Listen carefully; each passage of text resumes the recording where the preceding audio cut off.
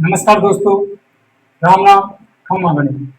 तो आप सभी का स्वागत है मेरे YouTube चैनल पढ़ाई चौक पर। मैं आपका अपना भाई मोहम्मद सिंह। आशा करता हूँ कि आपकी पढ़ाई अच्छी चल रही होगी। तो हम चल रहे थे वर्ण विचार पर।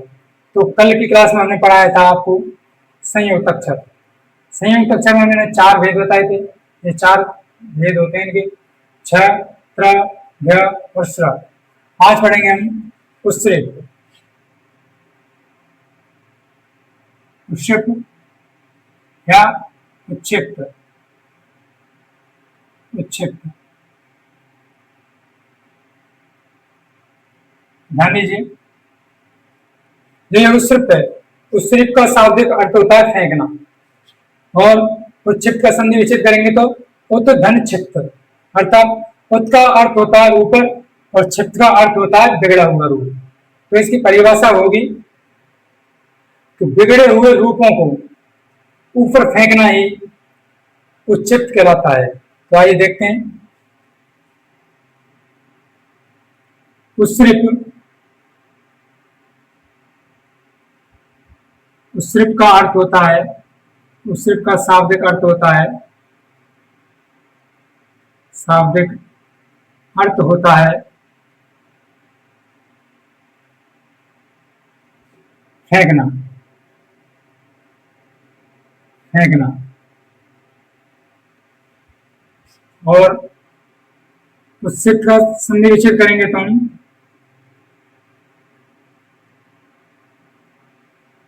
उत्धन क्षिप्त, उत्धन क्षिप्त।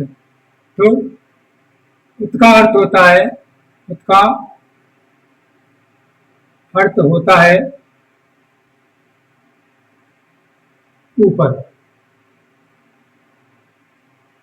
क्षिप्त का अर्थ होता है, अर्थ होता है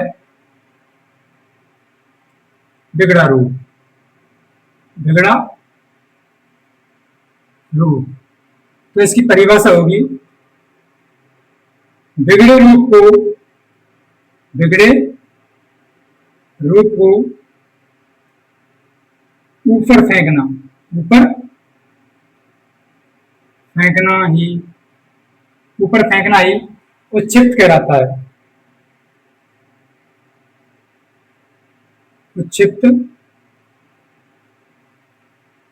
कहलाता है,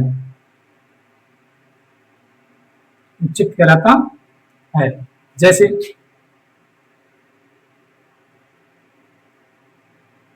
ढ, इसके नीचे नुक्ता, ढ, इसके नीचे भी नुक्ता। तो ये दोनों बिगड़े हुए रूप हैं, इनको क्या कहा जाता है? उच्छित कहा जाता है। इनसे शब्द बनेंगे जैसे सड़क, पढ़ाई, लड़ना, और आपका झगड़ा, पड़ा, चढ़ना आदि। ये ऐसे शब्द हैं जो बिगड़े हुए रूप हैं। और ध्यान दीजिए, जो उच्छित शब्द हैं ये कभी भी शुरुआत में नहीं आते, या तो ये लास्ट में आते हैं या ये बीच में आते हैं। कभी भी शुरुआत इनसे नहीं होती, किसी भी शब्द की शुरुआत इनसे नहीं की जा सकती। तो ध्यान दीजिए क्वेश्चन, ये क्वेश्चन है आपका उच्छित का उदाहरण है, उच्छित का उदाहरण है। इसका खसरा, ब इसका जमीन, स इसका पढ़ाई, और द इसका कर्ज, द इसका कर्ज। ध्यान दीजिए, उच्छित का उदाहरण है खसरा, जमीन, पढ़ाई और कर्ज। जैसा कि मैंने आपको बताया था, जो उच्छित शब्द होते हैं उनमें या तो ड आएगा या ढ आएगा। तो इनमें से ड ढ पढ़ाई में है और मैंने आपको पहले ही बताया था इनसे कभी भी शब्द की शुरुआत नहीं होती है, या तो ये बीच में आते हैं या फिर लास्ट में आते हैं, शब्द के लास्ट में आते हैं। तो इसका सही उत्तर होगा से। उत्तर होगा इसका से। से में है पढ़ाई। एक क्वेश्चन हो रहा है आपका, क्वेश्चन नंबर 2। उच्चित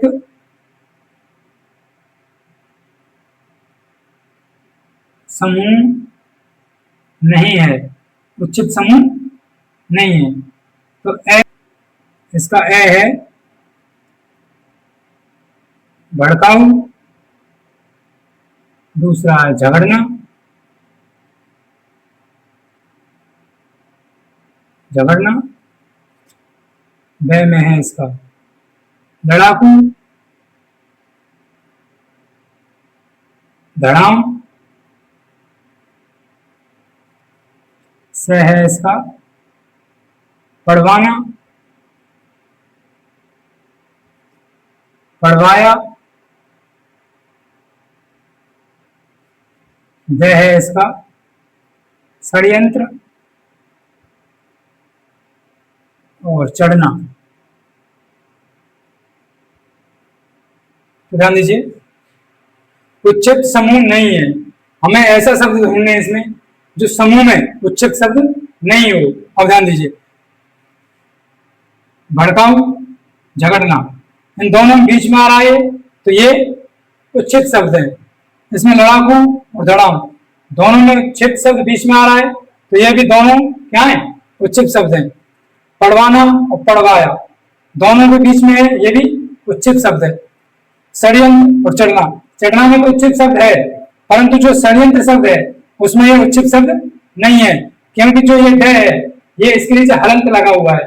अगर इसके नीचे नुक्ता होता तो ये भी उच्चित शब्द होता, इसलिए इसका सही उत्तर होगा द। उत्तर है इसका द। द में है अपना षड्यंत्र और चढ़ना। तब तक ये कार्य इससे आगे हो।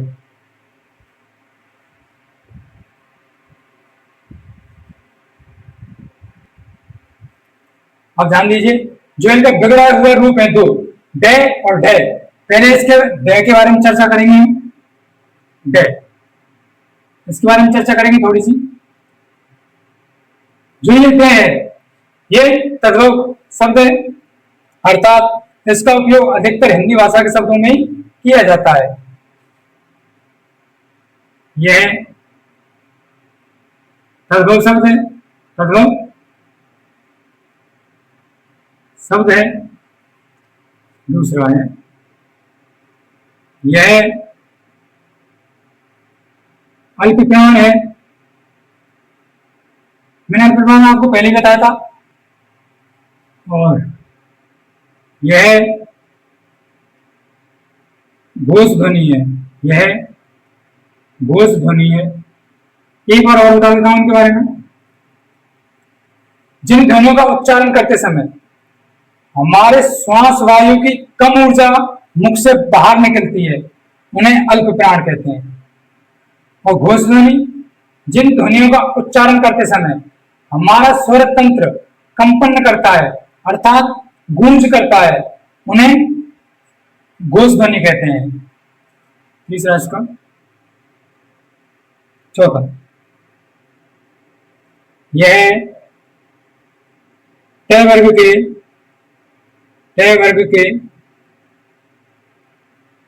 ड का बिगड़ा हुआ रूप है, बिगड़ा हुआ रूप है 5 बार का। यह इसका शब्दकोश में, इसका शब्दकोश में, इसका शब्दकोश में कोई स्थान नहीं है, कोई स्थान नहीं है। क्योंकि यह या तो यह या तो शब्द के मध्य में आता है, या तो शब्द के मध्य में आता है, मध्य में आता है, या शब्द के बाद में आता है, या शब्द के अंत में आता है, अंत में आता है। छठा है आपका इसका उच्चारण, इसका उच्चारण तालु के कठोर भाग, तालु के कठोर भाग मूर्धा से होता है, मूर्धा से होता है। जैसे सड़क, ड के नीचे नुक्ता, लड़का, लड़ाई, लड़ना, खड़ा आदि। इससे आगे ढ के बारे में चर्चा करेंगे, तब तक ये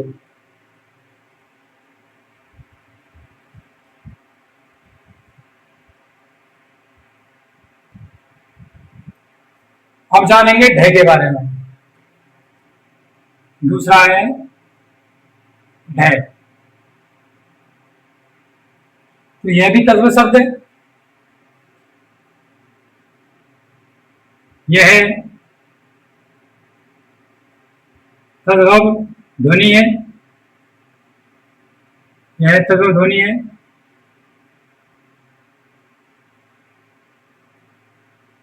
तद्भव ध्वनि है क्योंकि तद्भव शब्दों में ही इसका प्रयोग किया जाता है, क्योंकि तद्भव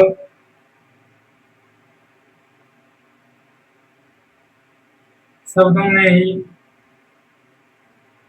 इसका प्रयोग किया जाता है।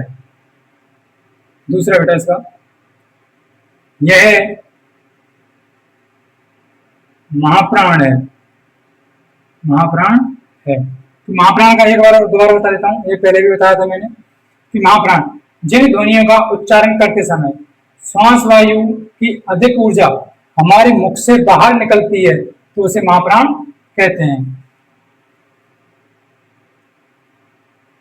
यह घोष ध्वनि है, यह घोष ध्वनि मैंने आपको बता दिया था, यह घोष ध्वनि है।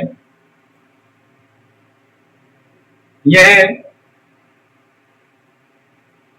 टे वर्ग के, टे वर्ग के ढह का, टे वर्ग के ढह का बिगड़ा हुआ रूप है, बिगड़ा हुआ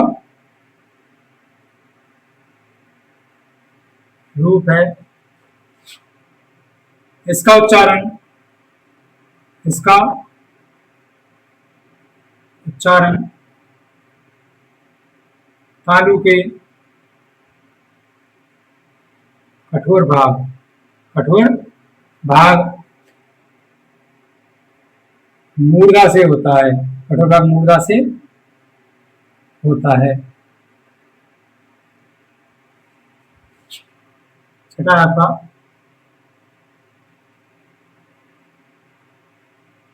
इसका शब्दकोश में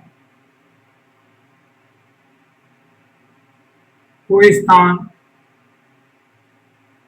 कोई स्थान नहीं है,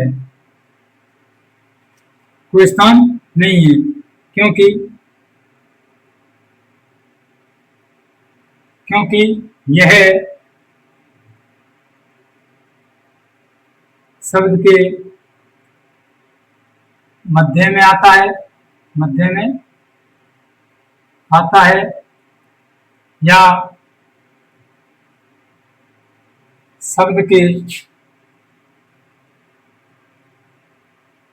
अंत में आता है। और हिंदी भाषा में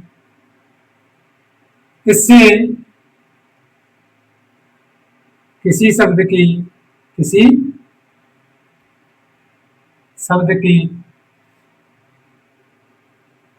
शुरुआत नहीं होती है, शुरुआत नहीं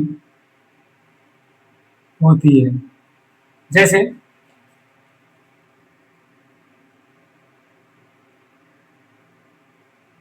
पढ़ाई, चढ़ाई, पढ़ना,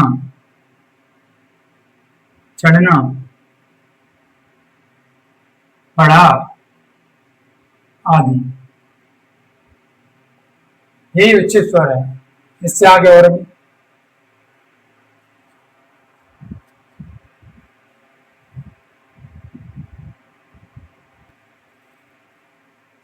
अभी हमने उच्चित शब्द पढ़ लिए थे, अब पढ़ेंगे हम अयोगवाह।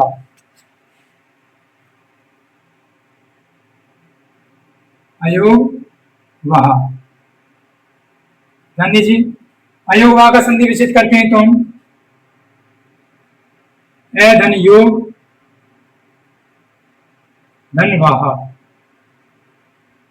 यही होगा, जिसमें ए का अर्थ होता है बिना, योग का अर्थ होता है साथ और वाह का अर्थ होता है चलना, अर्थात बिना योग के साथ साथ चलना ही अयोगवाह कहलाता है। ध्यान दीजिए, ए का अर्थ होता है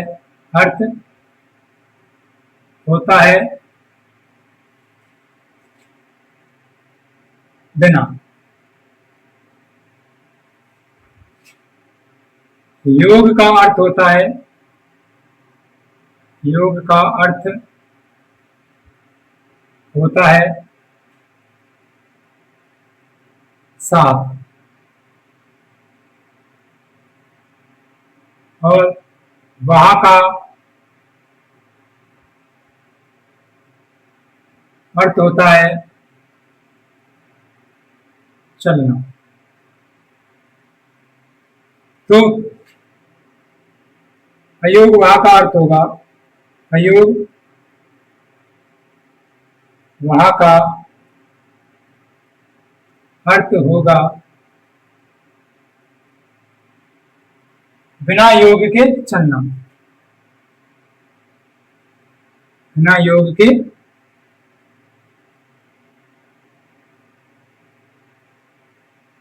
बिना योग के चलना। तो इनकी परिभाषा होगी, योग नहीं होने पर जो ध्वनियां, जो शब्द साथ साथ चलते हैं उन्हें अयोगवाह कहते हैं। ध्यान दीजिए, योग नहीं होने पर, योग नहीं होने पर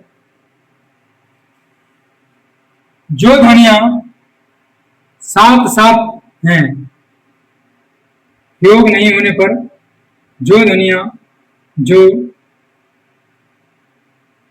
ध्वनियां साथ साथ हैं, साथ साथ हैं, उन्हें अयोगवाह कहते हैं, उन्हें अयोगवाह कहते हैं।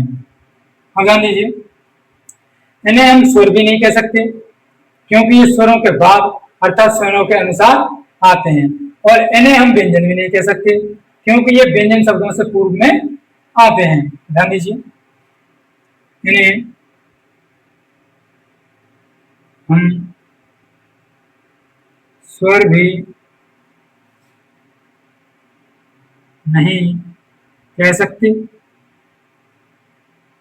क्योंकि ये स्वरों के बाद अर्थात स्वरों के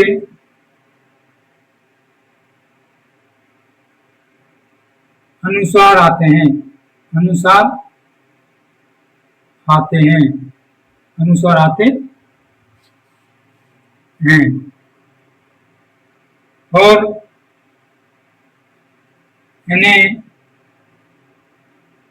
हम व्यंजन भी नहीं कह सकते, इन्हें हम व्यंजन भी नहीं कह सकते, नहीं कह सकते, क्योंकि ये व्यंजन से पूर्व आते हैं। जैसे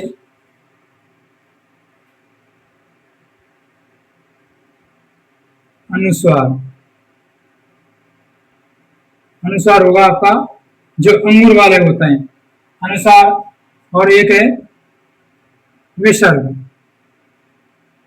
विसर्ग जो ए वाला होता है। जैसे देखा है कि शब्द देखते हैं तो जैसे कंकन, ये अंक की मात्रा अनुस्वार लगा हुआ है इसमें। जैसे प्रातःकाल, प्रातःकाल तो इनके बीच में विसर्ग लगा हुआ है। जैसे मने कामना, मने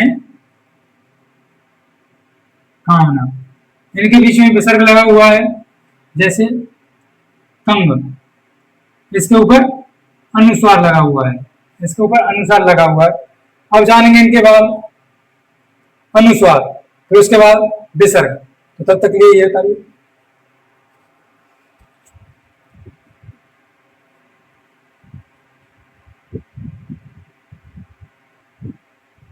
तो सबसे पहले पढ़ते हैं अनुस्वार। अनुस्वार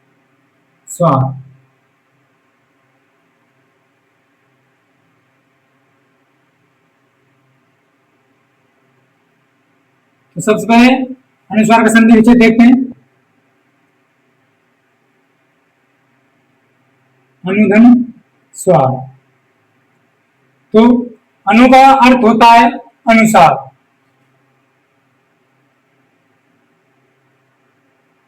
अनु का अर्थ होता है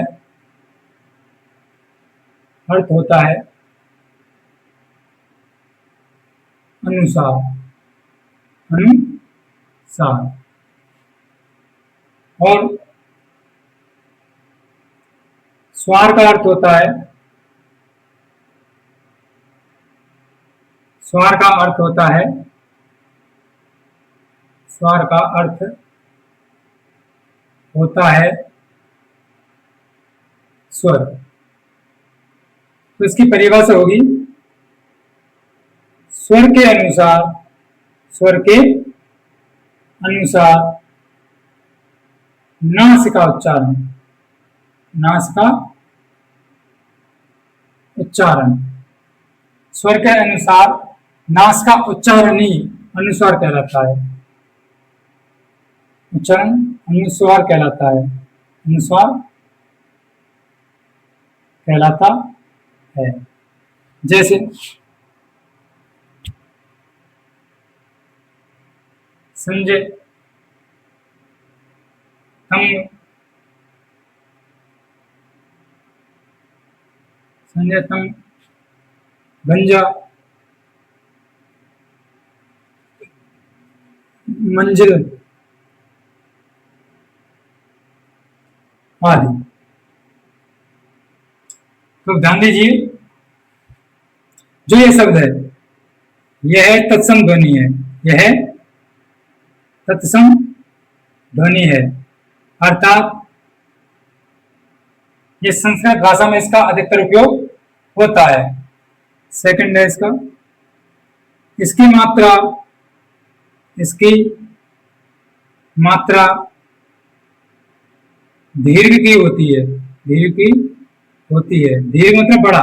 दीर्घ की होती है क्योंकि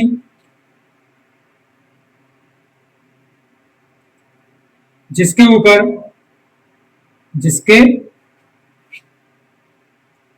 ऊपर अनुस्वार अनुस्वार यानी कि अंग लग जाता है, लग जाता है, उस पर बलाघात डालता है।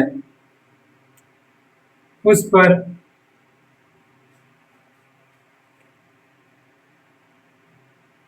बलाघात डालता है। बलाघात डालता है।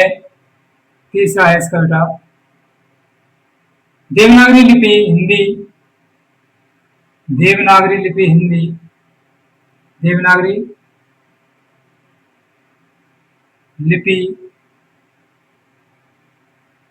हिंदी की यह तीव्र ध्वनि है। हिंदी की यह तीव्र ध्वनि है। तीव्र ध्वनि है क्योंकि इसका उच्चारण करते समय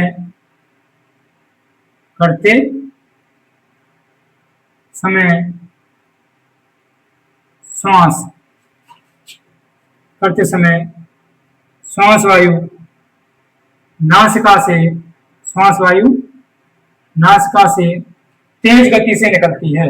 नासिका से तेज गति से निकलती है। चौथा है यह अल्प प्राण है। अल्प प्राण है। यह घोष ध्वनि है। यह घोष ध्वनि है। शब्दकोश में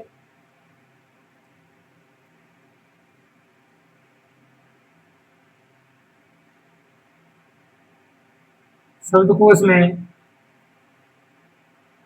इसका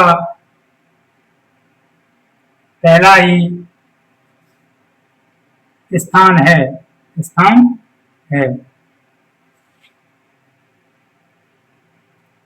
यह संज्ञा का उदाहरण है। तो इससे आगे पढ़ेंगे हम विसर्ग। ये था अनुस्वार। अनुस्वार के बारे में। इससे आगे हम विसर्ग। तब तक लिए ये बता दें।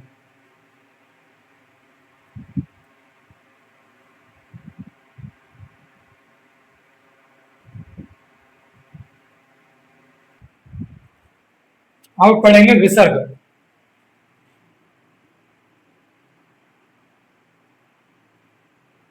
विसर्ग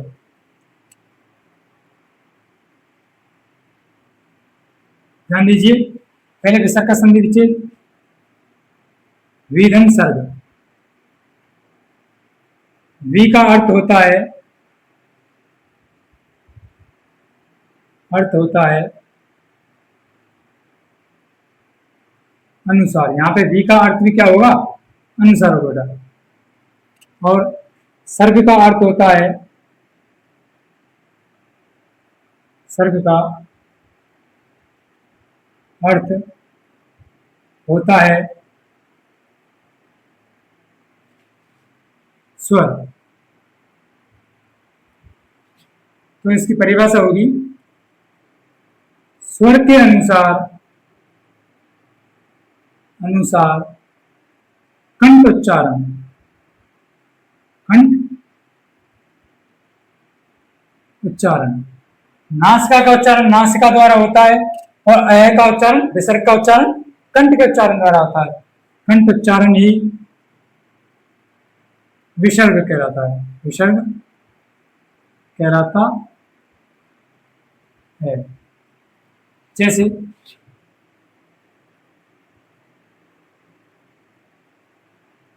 प्रातः मन, अतः, आदि। देखते हैं आगे। पहला है, यह तत्सम ध्वनि है। यह तत्सम ध्वनि है। यह तत्सम ध्वनि है।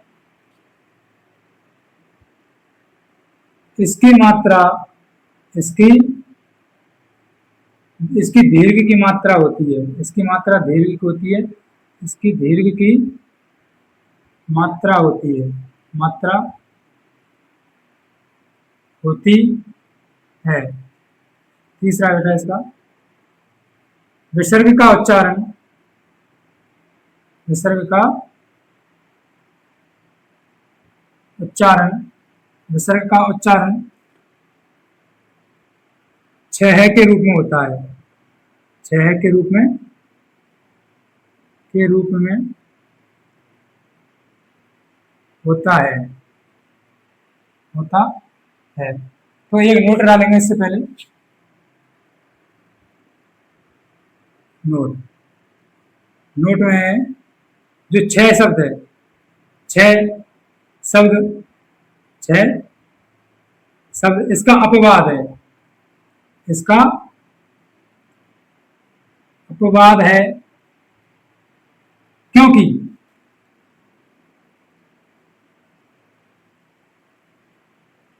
यह शब्द क्या है? तद्भव है। यह शब्द तद्भव है। थोड़ी देर इंक डालते पहले।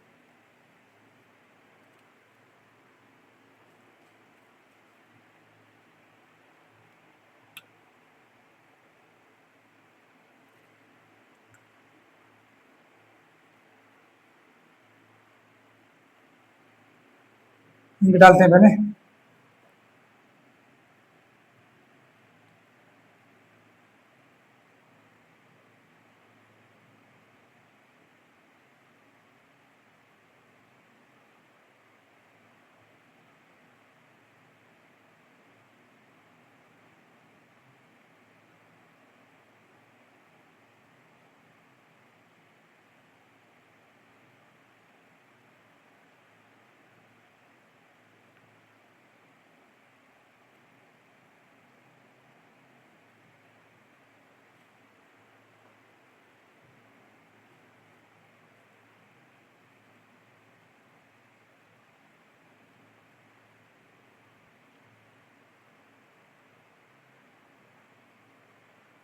समझे? छह शब्द इसका अपवाद है क्योंकि यह शब्द तद्भव है और इसका तद्भव है। और एक मिनट बेटा, दोबारा से सही।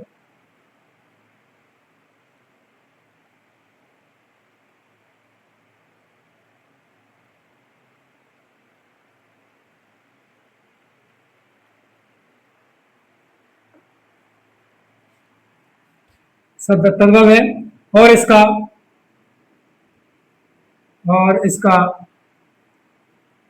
हिंदी भाषा में, हिंदी भाषा में, हिंदी भाषा में उच्चारण छह के रूप में होता है। छह के रूप में होता है। सॉरी बेटा, एक गलती करी थी यहाँ पे, छह नहीं। इसका विसर्ग का उच्चारण अ के रूप में होता है। अ के रूप में होता है। तो अगला है, यह महाप्राण है। यह महाप्राण है। यह घोष ध्वनि है। यह घोष ध्वनि है। आगे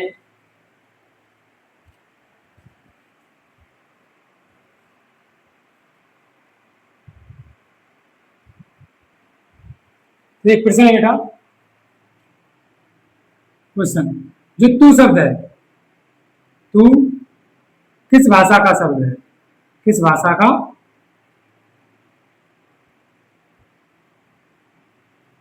शब्द है, किस भाषा का शब्द है? तो ध्यान दीजिए, ए वैदिक संस्कृत, वैदिक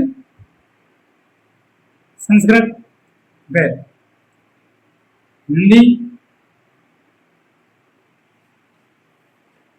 से, उर्दू, वे फारसी भाषा का, फारसी भाषा का शब्द। तो बताइए ये टू शब्द है, वो किस भाषा का शब्द है? वैदिक संस्कृत, हिंदी, उर्दू या फारसी? इसका सही उत्तर होगा वैदिक संस्कृत। उत्तर होगा इसका ए वैदिक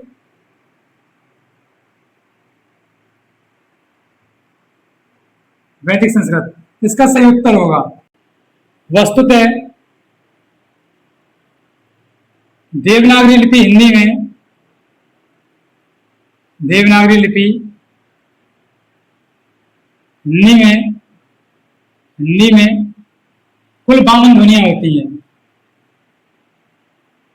कुल 52 ध्वनियां होती हैं, जिनमें 11 स्वर, 33 व्यंजन,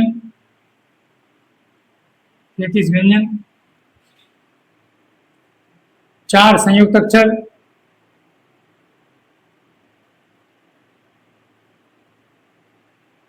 2 उच्छिष्ट और 2 अयोग भाव, अयोग भाव होते हैं। फिर नोट डालेंगे बेटा, नोट में डालेंगे। देवनागरी लिपि हिंदी में, देवनागरी लिपि हिंदी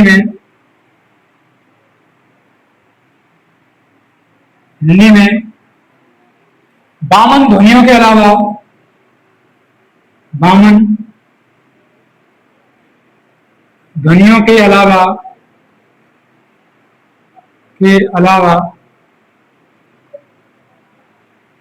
52 ध्वनियों के अलावा और भी ध्वनियां देखी जाती हैं, और भी ध्वनियां देखी जाती हैं, देखी जाती हैं। जैसे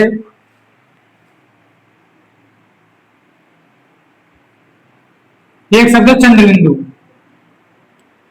चंद्रबिंदु,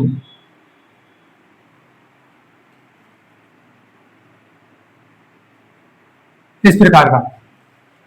दूसरा है ओ, ये अंग्रेजी भाषा का शब्द है, ये अंग्रेजी भाषा का शब्द है, अंग्रेजी भाषा का शब्द है। और तीसरे हैं फारसी भाषा की ध्वनियां, फारसी भाषा की ध्वनियां। वो कौन कौन सी बेटा? के, खे, गे, जय और फे। यानी जो मुक्तल है ये फारसी भाषा की ध्वनियां हैं। इससे आगे पढ़ेंगे हम चंद्रबिंदु। तो तब तक लिए ये उतारिए।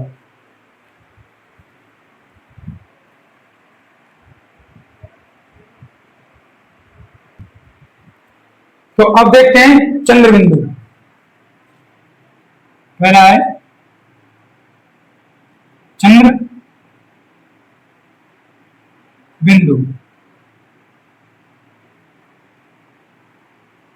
इसमें देखते हैं कि इसका उच्चारण कंठ द्वारा होता है और नासिका का सहयोग लिया जाता है। इसका उच्चारण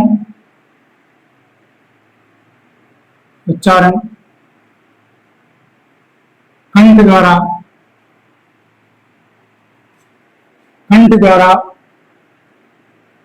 होता है, होता है। और नासिका का, नासिका का सहयोग लिया जाता है, नासिका का सहयोग लिया जाता है, लिया जाता है। जैसे गांव, पांचवा बांध, झुंझुनू,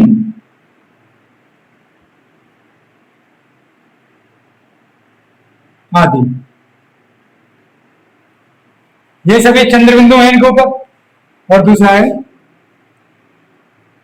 यह तद्भव ध्वनि है, यह तद्भव ध्वनि है, यह तद्भव ध्वनि है। क्योंकि क्योंकि तद्भव शब्दों में ही इनका प्रयोग किया जाता है, क्योंकि तद्भव शब्दों में ही, तद्भव शब्द होते हैं का हिंदी वाले शब्द, तद्भव शब्दों में ही, तद्भव शब्दों में ही इसका उपयोग किया जाता है, किया जाता है। जैसे ये बेटा चंद्र, तो चंद्र कौन सा शब्द है? ये तत्सम शब्द, तत्सम शब्द। एक है चांद, ये है आपका तद्भव शब्द, तद्भव शब्द। जिनके ऊपर चंद्र बिंदु लगी हुई होती है वो तद्भव शब्द कहलाते हैं, अर्थात हिंदी वाले शब्द होते हैं। यह अल्प प्राण है, अल्प प्राण है।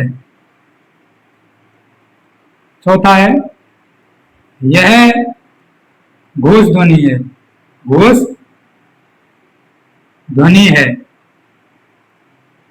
पांचवा है, शब्दकोश में, शब्दकोश में इसका दूसरा ही स्थान है, दूसरा ही स्थान है। अर्थात अर्थात अनुस्वार के बाद आती है, अनुस्वार के बाद आता है, अनुस्वार के बाद आता है। छठा है, यह विशेषण का उदाहरण है, यह विशेषण का उदाहरण है। तो यह है आपका चंद्र बिंदु। इससे आगे होगी कृतकीय कार्य।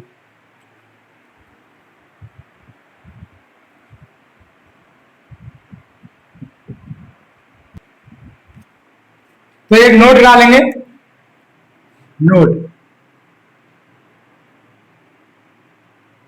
देवनागरी लिपि हिंदी भाषा में, हिंदी भाषा में फारसी भाषा की,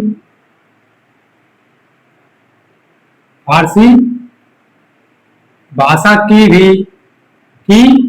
भी कुछ ध्वनियां प्रचलित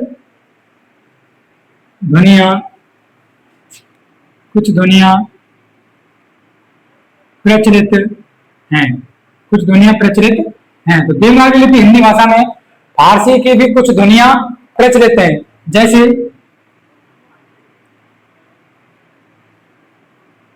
के के नीचे नुक्ता, खे के नीचे नुक्ता, गे के नीचे नुक्ता, जे के नीचे नुक्ता और फिर फे के नीचे नुक्ता। तो इनसे कौन कौन से शब्द बनते हैं आइए वो देखते हैं। पहला है के, तो कैसे बनते हैं आपके कैद। सबसे पहला कैद, वक्त, कानून,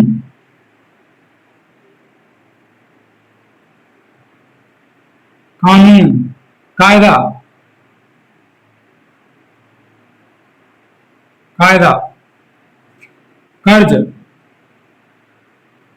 आदि। ये फारसी भाषा कैसे बने हुए शब्द हैं। ऐसे देखते हैं आप दूसरा, ख के कैसे बनते हैं, अखबार, अखबार, खबर,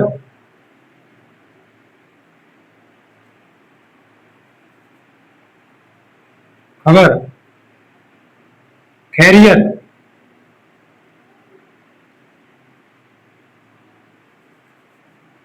खैरियत, खुश, खुश, खर्च आदि।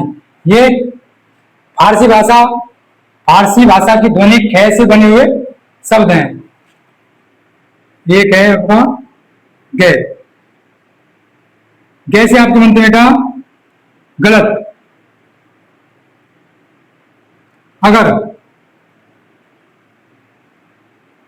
मगर, जिगर, आगाज, आगाज। आपका चौथा बेटा जय, जैसे बनते हैं ज्यादा, और जैसे बनते हैं आपके जिला, जैसे बनते हैं आपके बाजार, जैसे बनते हैं आपके जहर आदि। ये फारसी भाषा की ध्वनि जय के वाले शब्द हैं। अंत में है आपका फे, फे के नीचे नुक्ता। तो देखते हैं इससे कौन कौन से शब्द बनते हैं। तो फे से बनता है फर्क, फौज, सफेद, और फे से बनते हैं आपके फायदा, फे से बनते हैं आपके फौजी, फे से बनते हैं आपके फेंकना, फे से बनते हैं आपके फिक्र, फिक्र आदि। ये फारसी भाषा शब्द की ध्वनि फे से बने हुए शब्द हैं। तो यहाँ आगे श्वास वायु, श्वास वायु के आधार पर श्वास वायु के आधार पर ध्वनियों को या ध्वनियों के दो भेद होते हैं। ध्वनियों के दो भेद होते हैं। ध्वनियों के दो भेद होते हैं। पहला है आपका अल्प प्राण, अल्प प्राण। दूसरा है आपका महाप्राण, महाप्राण। तो श्वास वायु के आधार पर ध्वनियों के दो भेद होते हैं, अल्प प्राण और महाप्राण। तो आज के लिए सिर्फ इतना ही। मिलते हैं अपनी नेक्स्ट क्लास में। यदि आपको हमारी क्लास पसंद आई तो हमारी क्लास को लाइक करें, शेयर करें तथा हमारे चैनल पढ़ाई चौक को सब्सक्राइब करें। तब तक के लिए बाय बाय, धन्यवाद।